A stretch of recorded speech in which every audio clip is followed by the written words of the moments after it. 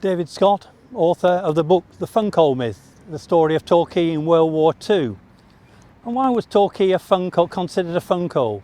Well, it was all to do with national newspapers who had it in for the town, quite wrongly. They claimed that people hid here from the war, that people didn't pull their weight. It was a funcoal, it was a place where they went to escape the worst of the war and the Blitz. And yet Torquay was bombed. 168 people were killed. 11,000 buildings were badly damaged. On top of which we had a lot of 642 air raids. On one of them 21 children were killed. On another many RAF people convalescing at the Palace Hotel were killed. Torquay was no funcoal, but once the national newspapers had got it into their heads that Torquay was this sort of place, they wouldn't let go. And it took many years for Torquay to get over this bad reputation it got during the war. So I wrote a book correcting this. It was about time the national newspapers were put in their place. They picked on Harrogate as well and Haverfordwest, but Torquay was the main place they chose. And some of it was very vitriolic and quite nasty. Torquay also had tens of thousands of evacuees that were treated well, including 400 pupils from one London school who were here for the duration of the war and went to the boys' grammar school. Torquay pulled its weight during the war. It did its best, and many of its men were killed, including 6 men who were killed at this very spot when a gun exploded on a Home Guard exercise. Whereabouts is that here, please? On the monument? On the other side. On the other side. So what happened here then? They were loading a gun and something got stuck in the breech. They went to explore and the gun exploded on them, and six members of the Home Guard were killed. And we have to remember the Home Guard was much more serious here than Dad's army. There was a real threat of invasion for 3 or 4 years at the start of the war. And on the other sides, you've got these other things here. Yes, the other raids. Yes, this is about the many were killed on the gasworks. There was major bombing of the gasworks in 1942, and the Palace Hotel in 1942, which the Luftwaffe deliberately went for because they knew that RAF pilots were convalescing there. It was a very serious bombing raid which caused devastation, and the Palace Hotel was put out of action until the end of the war. And where would that have been? Palace Hotel is up the road towards Babbacombe. Which way, please? Straight ahead. Straight ahead, yes. They went straight ahead, straight up the hill, away from Torquay Harbour. And of course, soon after that, we had tens of thousands, hundreds of thousands of American soldiers, many of them who went to Utah Beach in 1944. And they were billeted all the way around here and left on the slipways immediately ahead.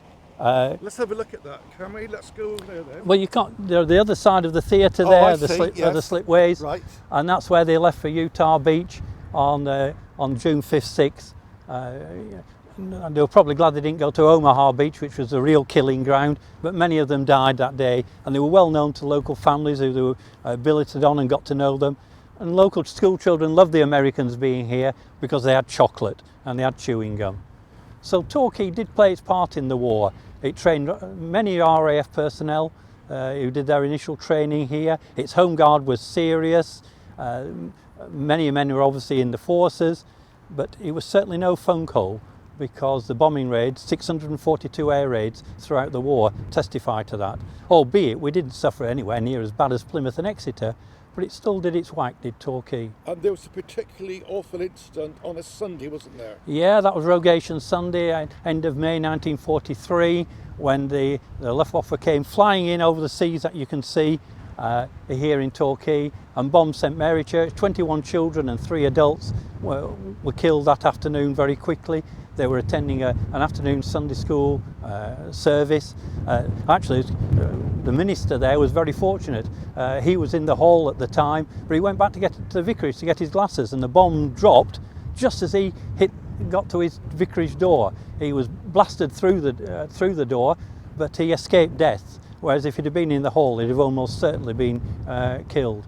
And it was terrible. It was carnage with all those children killed and many of them injured. So as far as we know, the enemy aircraft would have approached from over the sea? Over the sea, straight in across. If you look straight across, that's France.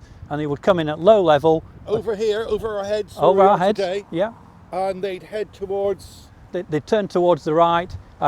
This is this way. Yeah, and head over there.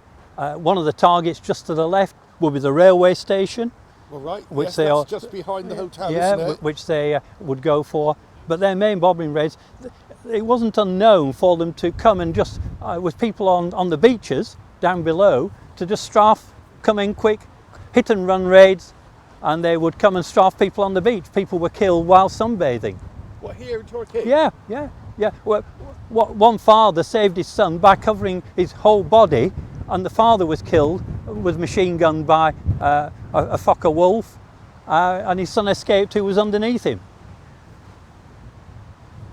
So it definitely was not a funk hole, was it? Definitely not. But the problem with the national newspapers is that once one does it, others followed, and it gained Torquay this unfair reputation. And the problem with national newspapers is many of the reporters never get out of London, and then once you fix an image in their mind, that's it. Don't let the facts get in the way of a good story. And I believe this was down to one particular person. Cassandra, the Daily Mirror writer, who some of the older people will remember, was definitely the worst. But the very worst article was an article in the Sunday Pictorial, which was the Daily Mirror's Sunday paper at that time. A 2-page vitriolic attack, which really did cause a lot of harm to the town's reputation. Why would they do such a thing? Sell newspapers, of course. I think the same as today, isn't it? Yeah. It's they don't check their facts. There was nothing to substantiate it. I've got a copy of that newspaper that did the worst harm in 1941, the Sunday Pictorial. It cost me £48 to buy. It's the last copy available. I've got it in a box at home, and it really is very nasty stuff. Thank you very much.